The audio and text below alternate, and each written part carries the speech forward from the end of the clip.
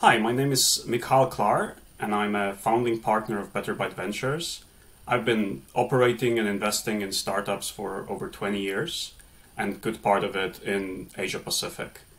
And at Beterbaitventures, we are investing in early stage alternative protein startups.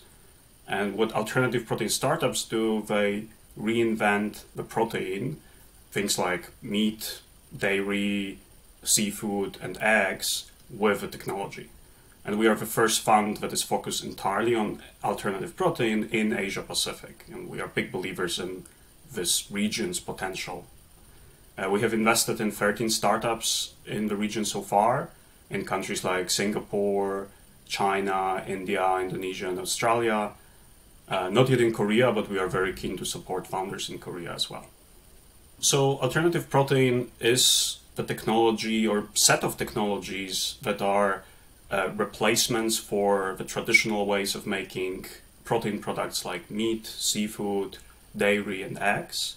And these are it's a range of technologies actually that is involved here, from something like plant-based. You may have heard this term, and this is using plants and plant ingredients, for example soy protein, to mimic the qualities of meat or seafood or other products, to more of biotech or deep tech approaches, the technologies like cell-based meat or fermentation, where we use cells or microbes to recreate foods and basically have the same quality, the same nutritional quality, the same taste and texture as the animal products, but without animals. So this is the essence of this technology, and why does it even exist and why is it important is because the way we produce most of the protein right now using animals is actually, first of all, very inefficient, and second of all, quite destructive for environment, not speaking of animals themselves. So why is it inefficient? It's essentially the fact that we have to feed and keep the animal alive for a pretty long time only to capture the protein. So just to give you a sense of conversion rates, so we will, like for something like chicken, which is the most efficient animal out there, it needs to be fed about 9 calories in feed over the lifetime to only get 1 calorie of food out of it. And for something like beef, it's actually much worse. It's something like 25 to 1. It's also pretty devastating impact on environment. So the animals, industrial animal agriculture today is a huge industry, and it has very negative impacts on things like greenhouse gas emissions, mostly from methane, but also water use, land use, deforestation, wildlife extinction. So it has vast negative impact on environment, while this alternative protein approaches is generally much more better for environment. So the market, the overall protein market is one of the biggest industries in the world. So it's about $2 trillion market. Now, when it comes to protein today, it's only the small percentage. It's estimated to be about 1 to 2% of the total protein market is alternative protein. So say 20 to 30 billion total market size. So it's a small market that is growing very rapidly. So when we look at the projections, even the most conservative projections are putting this alternative protein market at about 10-11% in 2035, so in about 10-15 years. So if you apply this to the ever-growing protein market, because protein market globally is growing, we think that in 10-15 years this will be $300 billion market, and will continue to grow from there. And so the reason we focus on Asia Pacific specifically is this is the largest protein market in the world, and it is also fastest growing. Actually 40% of global meat consumption and 70% of global seafood consumption is happening here in the region, but only less than 20% of global investments in alt protein are here in Asia Pacific. So there's this gap that we are trying to fix essentially and bridge by providing funds to early stage founders in this space. Asia also has a lot of entrepreneurial talent and also a lot of scientific talent that is relevant for this industry. I think it's fair to say that in Asia the market is much earlier than in other parts of the world. So it is a fair observation that this current consumption patterns and frequency of consumption is relatively low. Now, I think what's very important is who is actually the target, right? Like, who is the target consumer for this product? And it's not really vegan or vegetarian. There's this new term that is flexitarian. So basically somebody who is the consumer that decides to reduce their meat consumption and basically choose to eat plant-based or alternative protein sources from time to time. It might be once a week or maybe a few times a week. And this is the major consumer. But what's driving it is typically health concerns. So people realize that meat is not the most healthful source of protein. So they want to reduce the meat consumption for this reason, and they choose plants at least from time to time for that.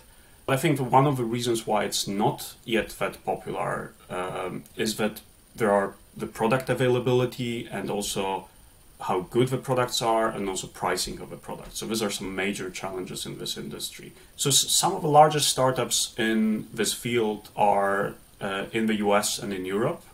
So you may have heard about companies like Impossible Foods or Beyond Meat. These are the biggest plant-based meat companies. On the dairy side, there's a company that is quite well known called Oatly, and it's coming from Sweden, but it's currently available around the world, including in Asia. Two of these companies, Beyond Meat and Oatly, are currently listed. So they IPO'd the last few years in NASDAQ in the US. And there are a number of new emerging players as well. On the cultivated meat side and precision fermentation side, the companies that are currently best funded and the largest are Upside Foods in the US, working on cultivated chicken, and Perfect Day, working on precision fermentation dairy ingredients. Now in Asia, we are at the earlier stage of development, so there are less companies and there are less funded. The best funded companies and the largest so far, the startups in this field, are V2 Food from Australia, Tyndall, called also Next Gen Foods from Singapore, Starfield from China, and Green Monday Group from Hong Kong. And these four raised over $100 million each. And these are kind of the biggest rounds and best funded companies in the space. So last few years, alternative protein is a very hot and growing market. So you have investors from very different categories that are investing in this space.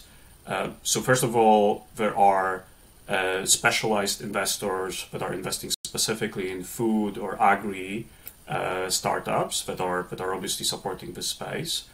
Then there are conglomerates or food companies that are investing in this from their CVCs, corporate VCs, or directly they see it as a next wave of innovation.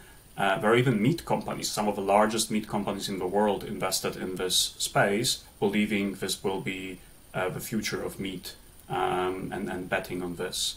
Actually, the biggest investor, biggest supporter of alternative protein globally by dollar count is Temasek from Singapore.